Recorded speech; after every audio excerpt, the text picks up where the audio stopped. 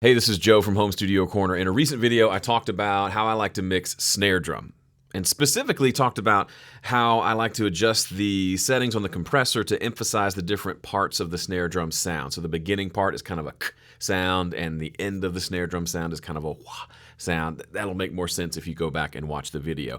I got a lot of good feedback on that video. It seemed to click things in place for people. So I want to do that again today, but with kick drum, and talk about specifically how to hear what compression is doing to the kick drum. But before we dive in, there's two things I want to talk about. First of all, whenever we talk about mixing anything, I need to continually reinforce this because it's important.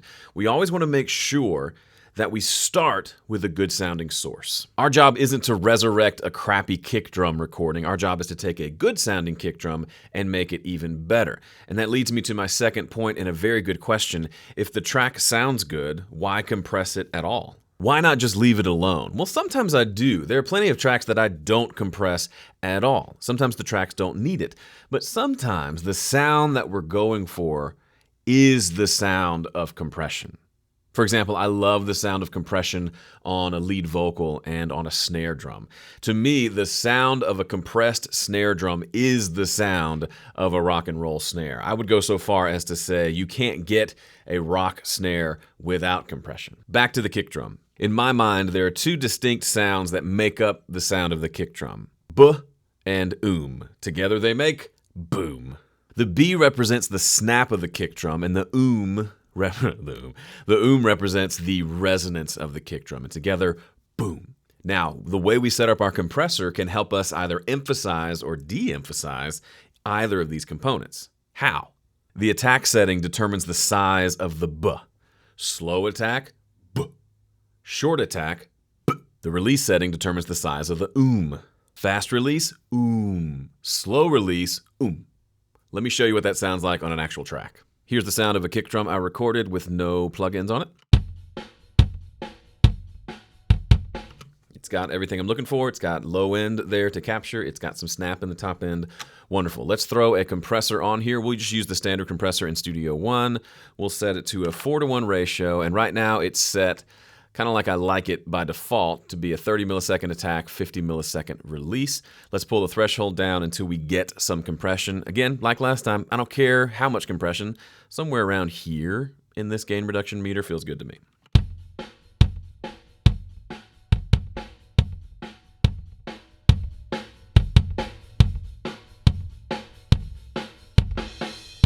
Okay, that's enough compression to hear that something's happening to the kick drum, and I am using the auto button on the makeup gain so that we hear it at roughly the same volume as we make adjustments to the kick drum. First, let's mess around with the attack setting. As I said before, if I make this shorter, it's going to shorten that kind of ticking sound at the beginning of the kick drum, and as I make it longer, it's going to let more of that initial transient through. Let's just listen to what that sounds like. We're messing with the B of the boom sound right now.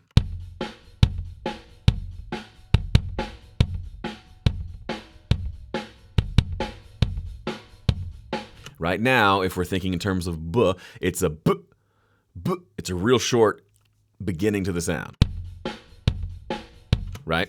And as we increase it now, you're going to hear that B becomes B, B, B, B, B. It's going to have more of there's going to be more chunkiness to it. There's a little more time that's letting more of that sound come through. Here we go.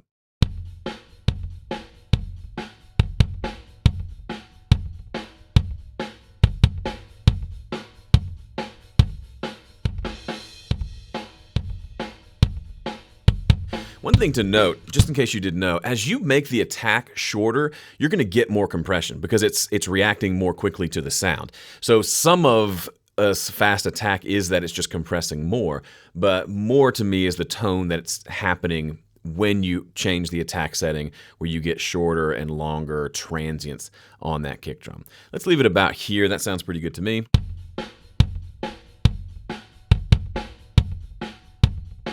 Yeah, got kind of a balance between the two.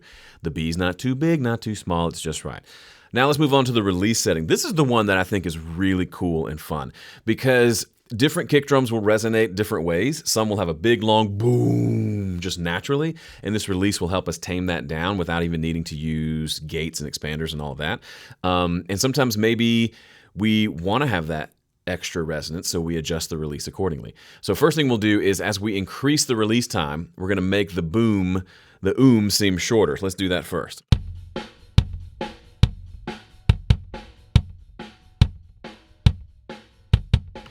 The word that comes to mind here is tightness. Instead of the kick going boom, boom, boom, boom, it's going boom, boom, boom, boom.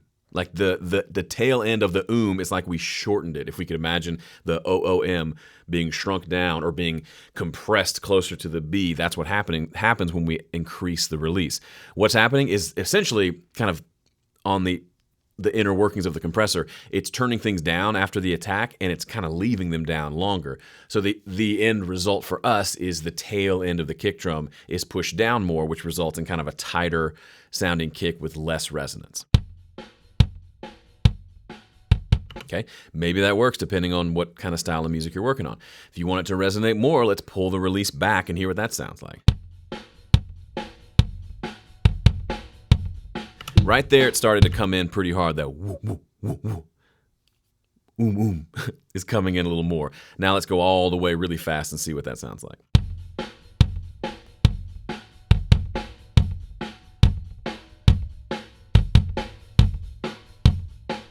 To me, this is really interesting. So we hear the whole shell of the kick drum vibrating, right? Resonating. We also, if you listen carefully, you can even hear the kick drum pedal kind of coming off and kind of either rattling or resting against the head of the drum, because we're getting after the compression happens, we're letting all the sound back through. And it kind of creates this almost a woody sort of a sound that, I mean, listen to the difference between here at a very, very fast release and at the very, very long release, how much difference in tone we get with this one knob.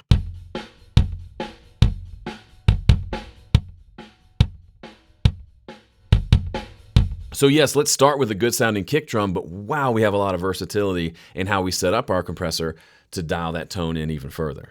To be fair, compressors do more than just affect the b and the but if you're just starting out with mixing especially, this might help you wrap your head around it a little bit more and get you closer to dialing in that kick drum sound you're looking for. If you love mixing and you feel like you could use some help as far as the big picture mixing approach, like which path do you take, how do you get from start to end, I've got a free guide that will help you. It's called the 5-Step Mix Guide. You can get that absolutely free at 5stepmix.com. Thanks so much for watching. I'll see you in the next one.